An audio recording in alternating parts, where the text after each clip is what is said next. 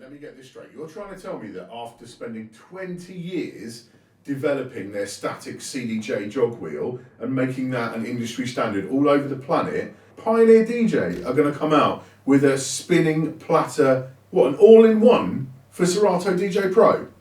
A spinning platter device. There's absolutely no chance. Like, do I need to start redirecting your mail to Crazy Town? Because I've just never heard anything quite so bonkers. There is just zero chance. Can I call you back?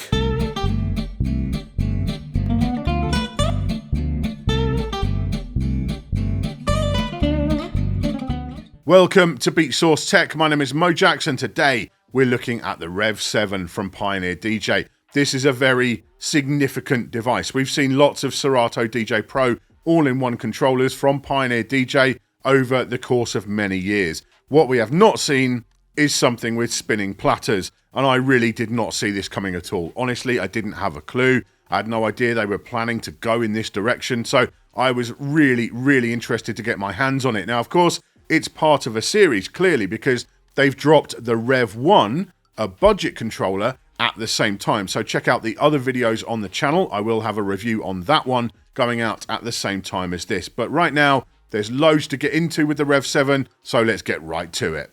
The first thing to point out is that the DDJ-REV7 is not cheap. With a street price somewhere around $1,900 in the US, it's one of the most expensive controllers ever made and is approaching the same region as some of Pioneer DJ's own standalone devices, like the XDJ-XZ and RX3. But there's no standalone playback here. The REV7 is strictly a controller for Serato DJ Pro, and so you will need a computer to use with it. It also doesn't support the company's own record box software, and whilst that may appear later on down the line, as it did with the DJM S9 mixer, that is by no means confirmed. So why would somebody want to spend that kind of money on a device which relies on software to really function? Well, there are a few reasons, but we'll get straight to the main one, the 7-inch spinning platters. These are like nothing else on the market today, with an entirely new design which dispenses with the center spindle in favour of a 3.5-inch display. The closest comparison is with the old Technics SL-DZ1200 CD decks, but there the display sat proud above the platter itself as opposed to the one on the REV7, which sits inside the top surface, meaning the whole platter can be manipulated.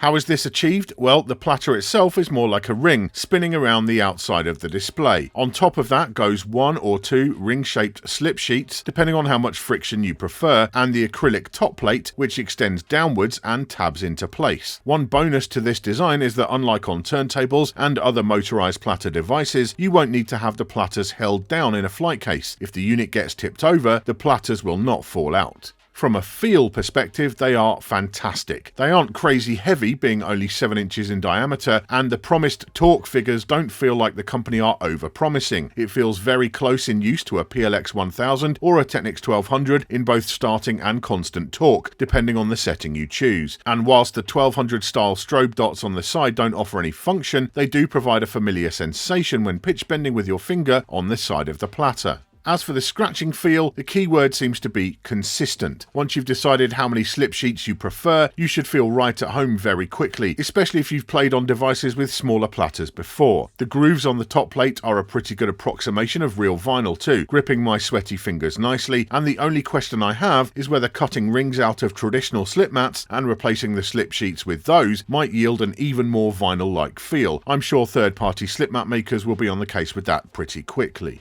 I'll take you through the screen functions in my walkthrough, but I will just note that you do have a choice between a physical cue marker, a selection of stickers is provided in the box, or a virtual one on the screen. It works equally well both ways, but I prefer the sticker option, and I'm grateful that Pioneer DJ have given users some to use.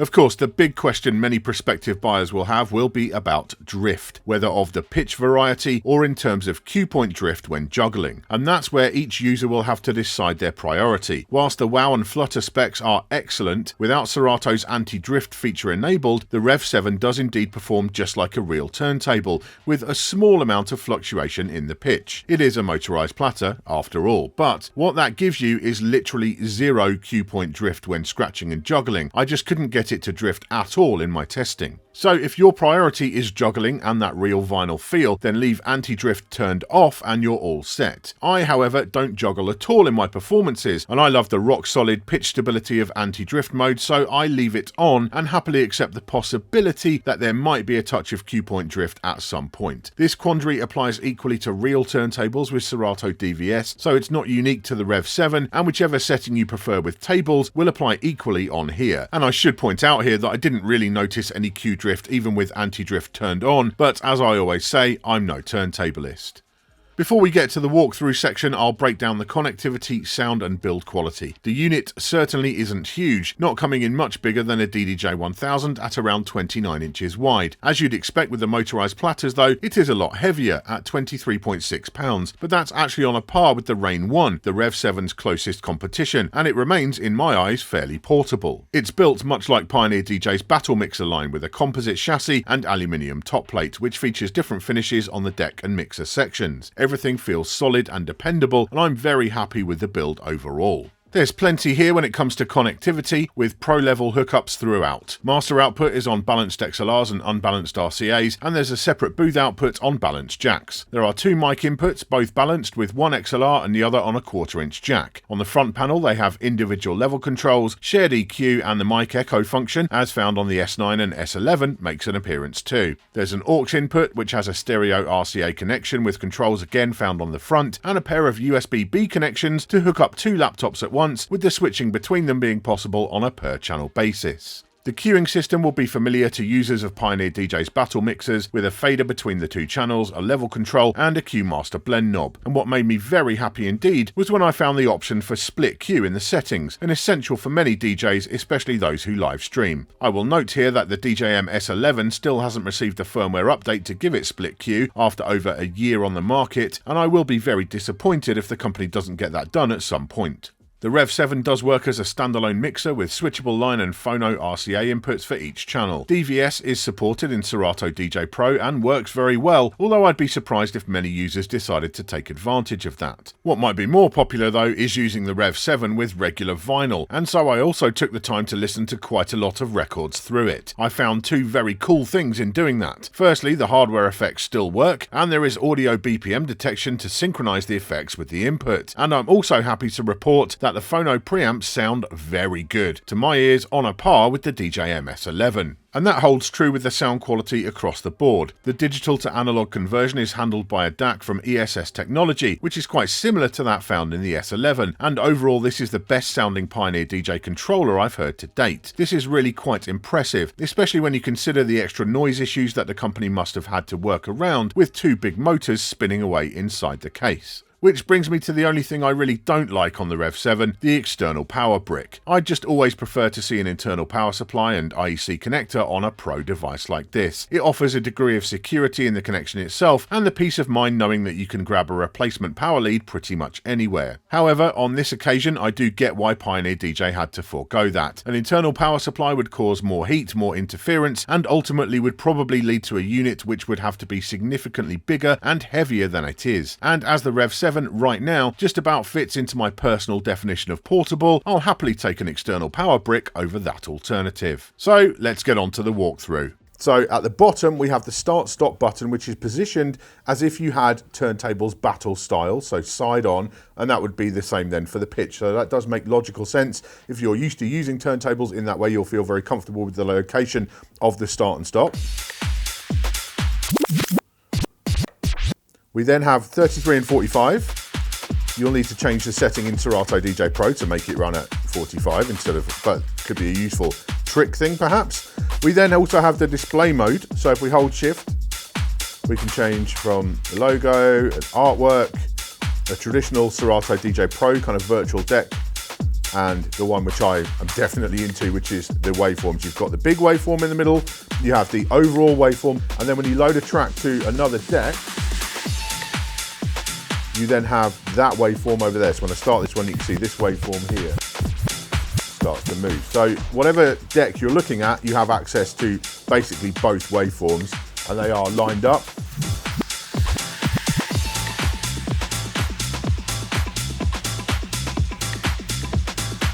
And then this is really nice to see. We've got the waveform view so we can zoom in and out there, but also the main function for these buttons is pitch bend, because there's no center spindle to kind of grab onto and give a little twist. You can kind of push things forward and drag with your finger, of course, but it's great to have the pitch bend there when you're using spinning platters and you can't do that twist in the middle. I've used pitch bend buttons on other hardware in recent years, and I've really grown to dig that way of working.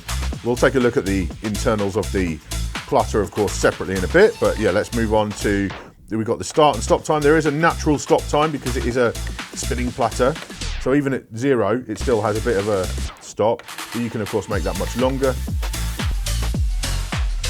to recreate that kind of Technics 1200 vinyl break style.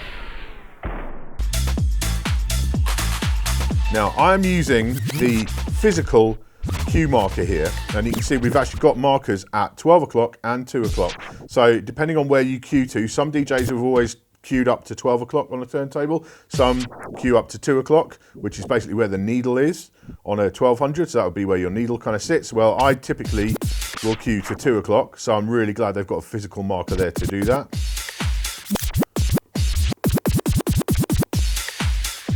And this is a skip as well. I always kind of overlook this. It says on the side, so jog skip, and skip backwards and forwards through the track by holding shift on that as well.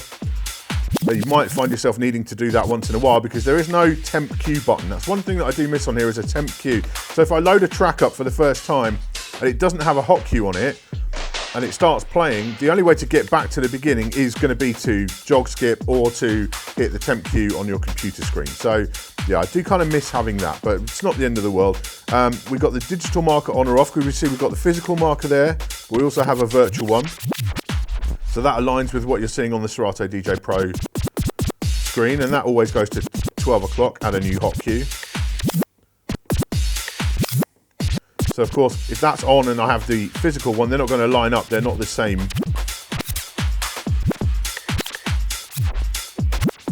So you're going to want one or the other. This is just basically a sticker on here. So if you want it, you want it. If you don't, you don't. But it's easy to get rid of it. So if you're going between different DJs, some of whom want to use one and the other, easy to get rid of that. Then we move up to the next set of pads. Now you'll see we've got in the mixer, we have the pad section, right? We'll get to that in a minute. And that's awesome, right? Big old pad section. So what do you need these for? Well, we have hot cues. We have saved loops. Hold shift, and that's now saved loops, and it'll just stay on saved loops. These are all completely independent on both sides, but this one is now going to stay on saved loops. So if that's a big part of your mixing technique, use loads of saved loops, well, you're going to be fine with that. Likewise, sampler and scratch bank as well. So if you have scratch bank set up, you can easily jump to your scratch bank, hit the different pads, and if you use the SP8 sampler, as it's called now, I think, then you can play your samples. Lots of DJs use those all the time. And so it's very handy to have a second set of pads for each deck, if you see what I mean. So I can have independent modes over here. That's always going to stay on my chosen mode. And I really like that. I didn't think I would care about it, but actually I think it's very cool. Up there, we've got the instant scratch as well. So if we hit instant scratch, it's changed to instant scratch. The platter will stop, and we've got 4 different sounds.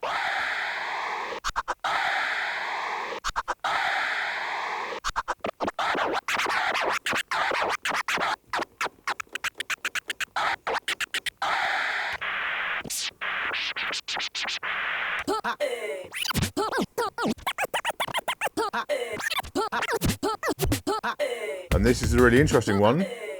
So you've got one with percussion, but the really interesting one, we've then got a beat, which will loop endlessly over here. So if I put this one over here and then go to the other deck and I'll load up that beat. So if you are practicing at home, you just want to practice some cuts, you don't need to set up, you know, any particular tracks or anything. You literally just set it up and go. So let me get my cue point there.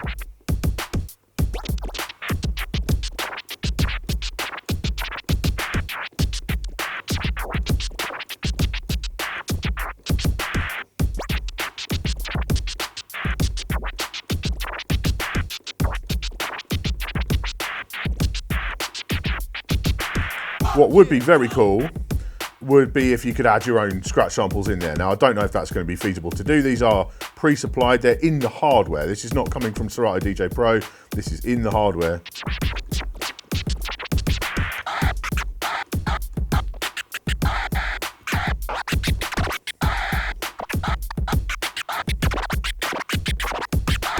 But either way, I don't think this will be the primary use of this feature. I think the primary use will be basically a second set of pads to use in your performances. But to have that there as a bonus feature, yeah, absolutely feeling that. No complaints on that at all. So we move on up, we've got auto loops. Let's get back to a track. So we just come out of instant scratch, we're back into our track again. Auto loop, you can adjust the length, of course, in Serato DJ Pro.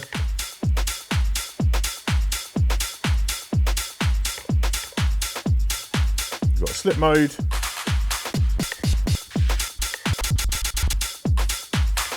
And sensor for your reverse. Does anyone actually use that for censoring stuff live? You'd have to be quite brave to do that. I'm curious. Let us know in the comments down below. I don't, but you know, maybe some people do. I would not be that brave myself, but yeah. Regular reverse as well. You can see the platter itself is reversing. And then we've got key up and down. This is, you've got your pitch and time installed, so we can go up and down the pitch. And we can also key sync. We hold shift and we can reset the key as well back to 0. Then up there we've got the pitch slider, nice long full length pitch slider, nice smooth feel to it, no center click at 0. You have got a reset button right there. We've got the key lock on or off, sync on and off, and you can adjust the tempo range. 8, 16 and 50 as is the regular Serato DJ Pro standard. Go back to 8. The one thing I was a little bit concerned about the location of these buttons being so close to the pitch fader. And in use, it's not too bad. I haven't really noticed, you know, I did think there was potential maybe to kind of knock the key lock when you're adjusting the pitch, but I think most DJs, you kind of ride with your hand quite high up anyway, and if you're going to lean over, you're going to lean over to the right or to the rear of the unit. So I haven't found it to be a problem. I thought in theory it could be a problem, but in practice it doesn't seem to be the case as far as I can tell. Then over here we have the library scrolling, etc. So we can scroll down through our library and load a track.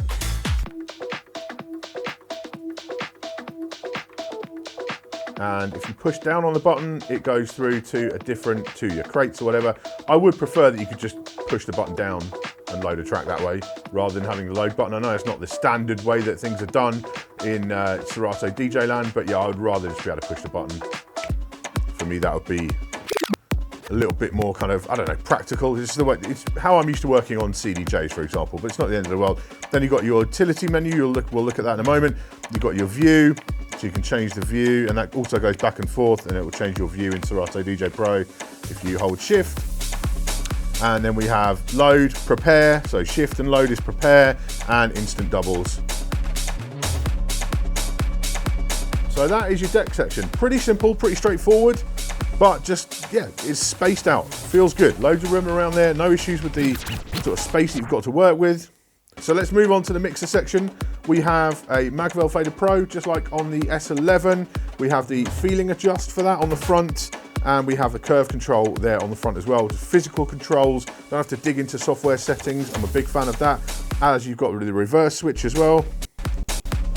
And the same applies for the up faders, which aren't Magvel units, but they are still, you know, decent enough up faders. Feel a lot like the ones on the S11. Again, you've got a curve control for those,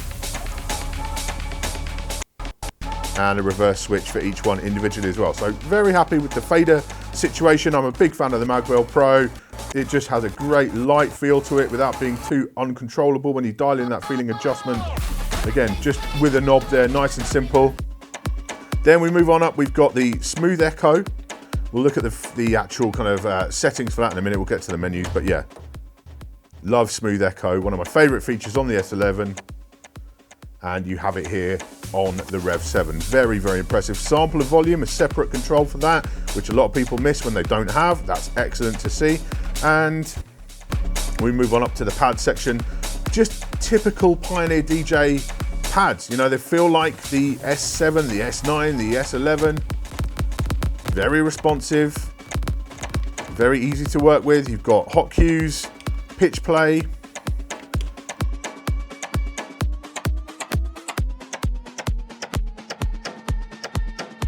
Then we've got roll, the beat jump down below if you have that enabled in Serato DJ Pro, which I do. Slicer loop. Again, I come back to, do people use Slicer? I don't know. I used Slicer loads when it first appeared. I think it was back in Serato Itch back in the day. I used it loads, and I don't use it at all anymore. I'm always curious if people actually use that in performance. Would that mode be better off, used for something else? I don't know, but for me, it's kind of a one-trick pony kind of effect. I don't know. But anyway, so back to roll, yeah, regular roll. Saved loops, again, I don't use those very much, so I don't have them on many of my tracks, but lots of you do. Save flips as well. So if you've got your flips all saved to your tracks, you can use those. Sampler and the scratch bank as well. So all of those there, and again, bear in mind that you've got the second set of 4 pads up here to use for hot cues, scratch bank, sampler, or saved loop alongside this. And of course, you can see we've got independent pad modes on each side. So, you can choose whatever you want for each deck and have the extra modes up the top as well. I do think it's very, very smart the way they've implemented that. And then we have something I'm really pleased with, which is silent cue. So you hit that, it mutes it. I don't know whether people still really understand how dope silent cue is. When you're working with moving platters, you want that instant drop in of a track. You're doing something over here, it finishes, boom, in you come on the hot cue. I love silent cue. I'm so glad to see it get dedicated controls. Yes, just the jam.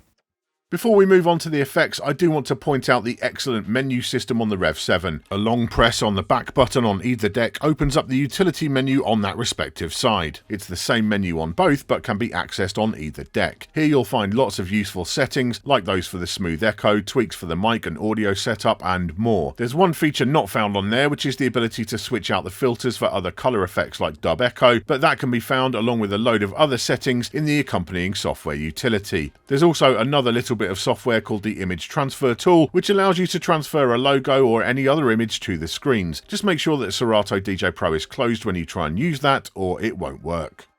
So yeah, let's move on to these effects. We have hardware effects and access to the software effects as well.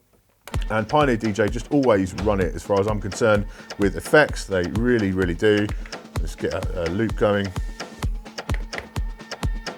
So we have echo. We can adjust the parameter on that so that I use a bit high pass on mine. Always high pass for me.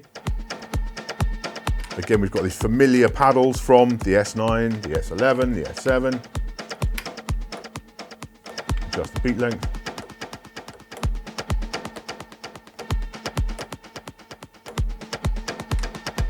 Then we've got spin, one shot spin back. Adjust the length of that. And it doesn't come back in, it's out. Once it's out until you turn the effect off. A lot of these new effects they've got in here are very much about transitions between tracks. I'm a big fan of some of them.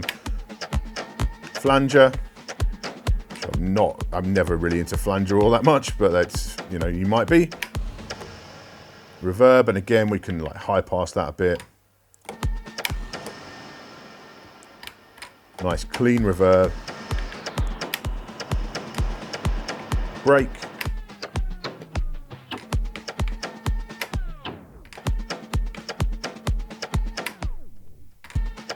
And duck down. This is the first of the new effects, which I am completely in love with.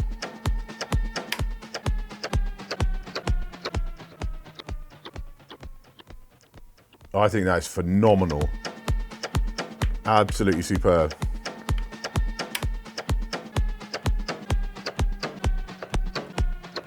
So it's kind of pitching down as it loops out or as it kind of delays out. Absolutely wonderful. I love the sound of that.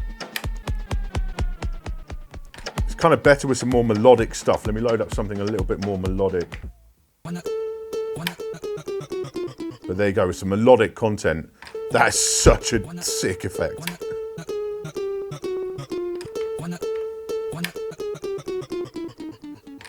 Absolutely love it.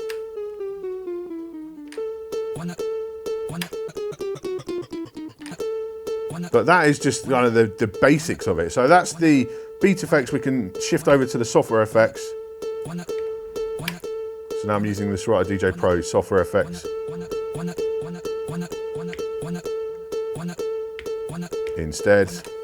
But I would typically just use the hardware effects. But let's open up the utility. So we go to the effects bank and we can choose different effects to use in here. So I'm going to switch over to some of the other ones we don't have. So we have time sweep echo,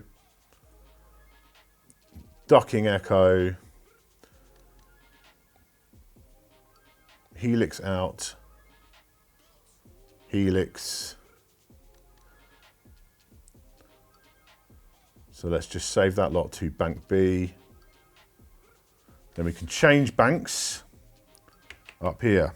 There we go. So now we've got time sweep echo. Right.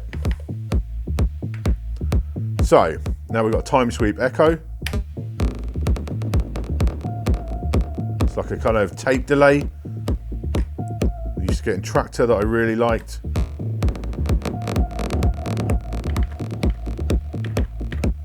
Really like that. It's kind of that Richie Hawtin style echo delay. Ducking echo, which kicks in when you drop the fader. Now we've got helix out. Kind of pitches up as it goes out. I really like that. I also like regular helix as well, which is this one.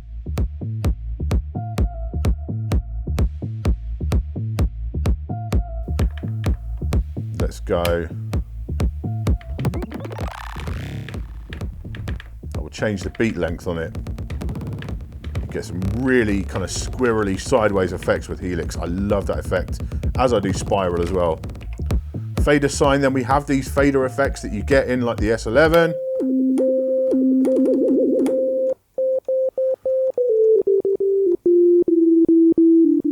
And you can change the key on it as well, major or minor.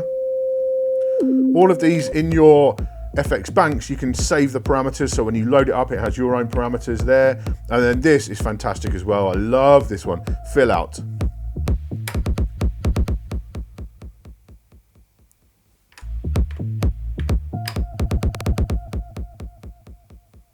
Just so good, just different patterns. I cannot get enough of this. This, I will totally overuse this when I play on a Rev7.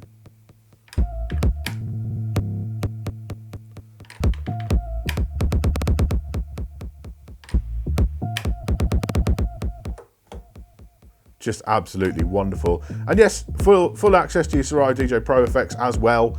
You're not just stuck with the hardware effects, but honestly, if there's not enough here for you, once you've set them up, and of course you do have the display there as well. So even though these buttons don't reflect what they are now, of course, because I've changed the different things, it does appear there on the screen. You know what you're working with. From a visibility point of view, all good, but just that, if we go back to bank A, that duck down, I just think that is a phenomenal effect. Absolutely love it. I'd like to think that over the years I've earned myself a reputation as someone who is honest in their reviews.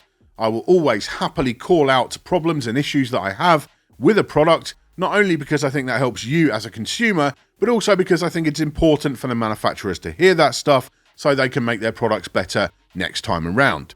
But that honesty has to go both ways, and what I can't be afraid to do is to show love to a product if I think it's really, really good. And let's make no mistake about it, the Rev7 is really, really good. Like, it has blown me away in so many respects. I've played with it for a long time. All right, I had it for a week before Christmas. Then I've had another unit since Christmas. I had it for like 3 weeks altogether now. And it's just wonderful. I keep running out of superlatives to use when describing it because it's just incredibly fun. It feels incredibly natural. Nothing about it feels forced. The spinning platters are superb. The mixer section with those awesome hardware effects, just, they've nailed that entirely. The integration with Serato DJ Pro, excellent. Now, of course, it's very expensive. It's a very high-end controller, one of the most expensive controllers we've ever seen. But do I think it's worth it? Yeah, I do. I absolutely do. As a DVS user, as someone who comes from both vinyl roots and someone who still plays vinyl sets today, I love that, you know, that feel of turntables and the feel of a spinning platter. Just feels right, feels natural to me. Got nothing against static jogs, you know, if that's, you're comfortable on those. I have some CDJs sat here right now, they feel great. But I will always, my first love will be spinning platters. and the REV7 it's nailed that experience top to bottom. The only disappointment for me is that you probably won't be able to get one for a while, because so many people are going to want one and they're going to be in short supply because the worldwide supply chain crisis and the chip shortage, etc. But I wish you luck. If you're going out hunting one down, I hope you are successful, because if you are, you will not be disappointed with what you end up getting. It is an absolutely top-notch piece of kit. I cannot recommend it enough. And honestly, if there is another product comes out before the end of the year that tops this as the best product of the year, I'll be pretty surprised by that. Thank you so much for watching this episode of Beatsource Tech. Please do make sure you are subscribed to the channel and give us a thumbs up down below to let YouTube know that you like this content. And drop us a comment as well. Let us know, what do you think about spinning platters? Are you going to jump from something else to the REV7? Is there enough here to make you switch from another brand or another controller, or from turntables perhaps? Let us know your thoughts down below. I'll see you next time.